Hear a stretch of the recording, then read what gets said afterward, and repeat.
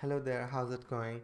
It's my 10th recording for the book Atomic Habits, and so far I have talked about the first three chapters, the fundamentals. From this video onward, I'll be talking about the second section, make it obvious, and we will begin from chapter number 4, the man who didn't look right. So, to explain a little bit about the title, what it means, the man who didn't look right, the chapter begins with an anecdote of a man who didn't look right. So, he met his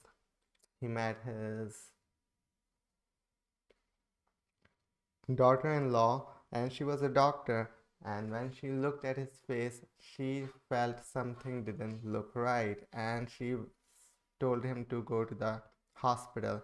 When he went to the hospital, they found out that he has major heart problems, and they did surgeries, and he came out all right. So the idea is that when he met his daughter-in-law, she was a doctor, so she could see things other people could not. For other people, he looked fine, but for her, because she had a habit of looking at people with heart problems, she figured out in an instant that something is wrong with him. So the idea is once a habit is formed, for her, the habit of looking at heart patients, once a habit is formed, it becomes automatic. You can see things that other people cannot. That's the basic idea of the title. And as we will see later on in this chapter, how it applies to our life. So let's begin. The human brain is a prediction machine. It is continuously taking in your surroundings and analyzing the information it comes across. With enough practice, you pick up on the cues that predict certain outcomes without consciously thinking about it. We can't always explain what it is we are learning, but learning is happening all along the way. So that's the basic idea. You we can't explain what it is we are learning, but learning is happening all along the way. So whatever information you feed into your brain is actually learning it.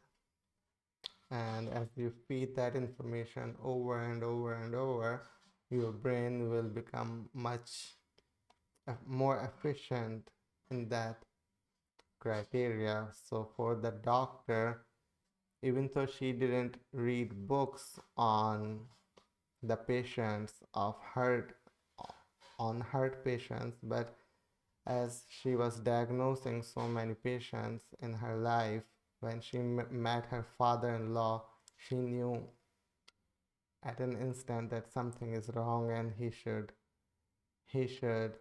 get a checkup. That's the idea. As habits form, your actions come under the direction of your automatic and non-conscious mind. You fall into old patterns before you realize what's happening exactly. So once the habit is formed, you are no longer consciously thinking about it. For example, tying your shoelaces. Do you have to think about tying your shoelaces, or a lot of people have the habit of nail biting? Do they consciously make a decision of biting their nails, or uh, or they just start biting and when they realize it is already too late, right? Or people sit down on their couch and the first thing they do, they turn on the television. That's completely automatic behavior, sitting down on the couch and turning on the television. Those are automatic habits. Over time, the cues that spark our habits become so common that they are essentially invisible. The treats on the kitchen counter, the remote next to the couch, the phone in our pocket. Our responses to these cues are so deeply encoded that it may feel like the urge to act comes from nowhere. For this reason, we must begin the we must begin the process of behavior change with awareness. Yeah, he's giving example of these cues. treats on the kitchen counter. So people who might want to live a healthier life, they might not realize that the the environment might be one of the factors that they are not able to live a healthy lifestyle. And the remote control on the couch and the phone in our pocket, yeah, when we have nothing to do, what do? We pull out the phone from our pocket. Our responses to these cues are so deeply encoded that it may feel like the urge to act comes from nowhere. For this reason, we must begin the process of behavior change with awareness. Once a habit is firmly rooted in your life, it is mostly non conscious and automatic. If a habit remains mindless, you can't expect to improve it. As the psychologist Carl Jung said, until you make the unconscious conscious, it will direct your life and you will call it fate. Wow, that's a powerful quote. So unless you change your habit, they will direct your life and you will say that you are very unlucky, right? You will call it fate. Calling it fate is like saying I am unlucky. It is out of my control.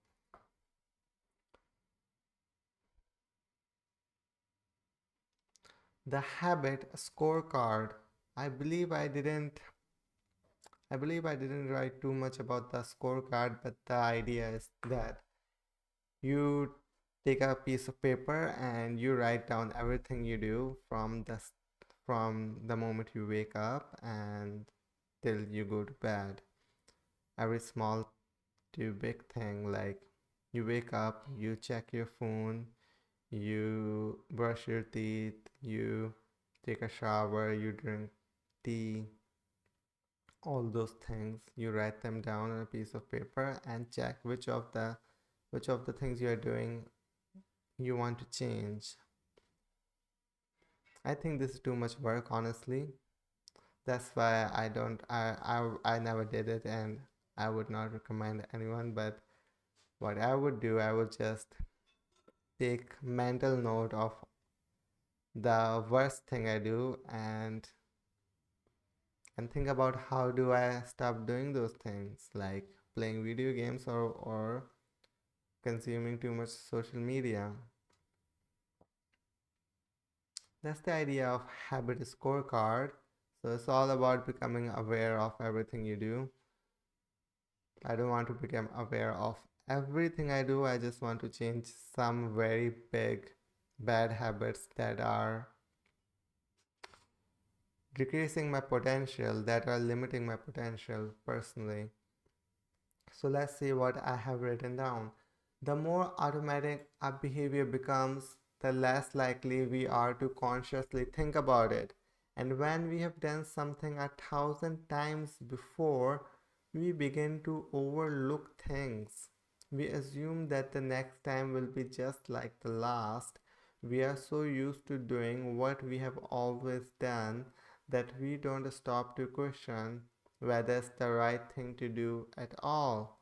Many of our failures in performance are largely attributable to a lack of self awareness. Hmm.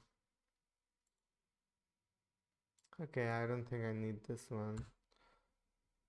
We need a point and call system for our personal lives. That's the origin of the habit scorecard, which is a simple exercise you can use to become more aware of your behavior. To create your own, make a list of your daily habits. Yeah, that's the idea. Make a list of your daily habit. Point and call. He gave an anecdote of Japanese train system, how they point and call things.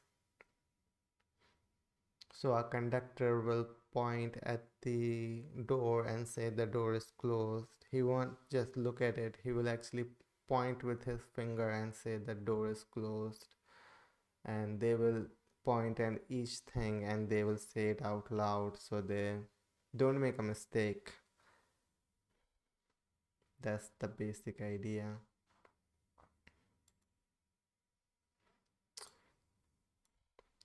If you eat a chocolate bar every morning, acknowledge it, almost as if you were watching someone else. Oh, how interesting that they would do such a thing.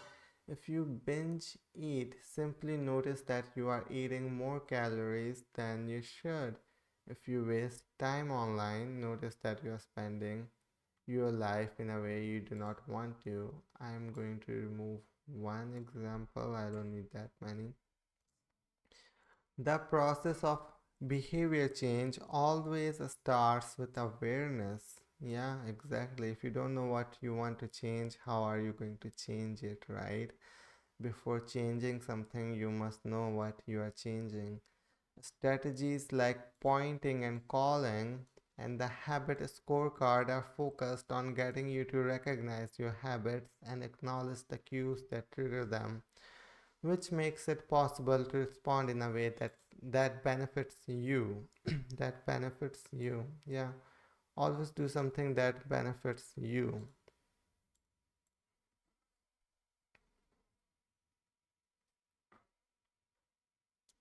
not anyone else. At the end of the day, it's your life, right? And finally, the summary. With enough practice, your brain will pick up on the cues that predict certain outcomes without consciously thinking about it. Once our habits become automatic, we stop paying attention to what we are doing. The process of behavior change always starts with awareness. You need to be aware of your habits before you can change them. Exactly. The first step of changing any behavior is to know what you are doing and how would you like to change it. If you're playing too much video games, do you think that's a bad thing? Do you want to stop doing that? If so, then that's awareness. That's awareness.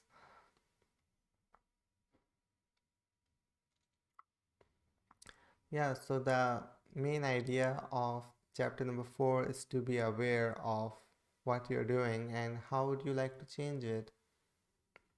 Unless you don't look inside, if you don't look inward at your own life, you wouldn't know what you're doing and how you would like to change it. Otherwise you would just be looking up on the internet how to make more good habits without looking internally what you are already doing, right? So that's the very basic idea. There is not much substance to this chapter. Hopefully, yeah, chapter number 5 is pretty good in my opinion, and looking forward to talking about it in the next recording. Thank you very much.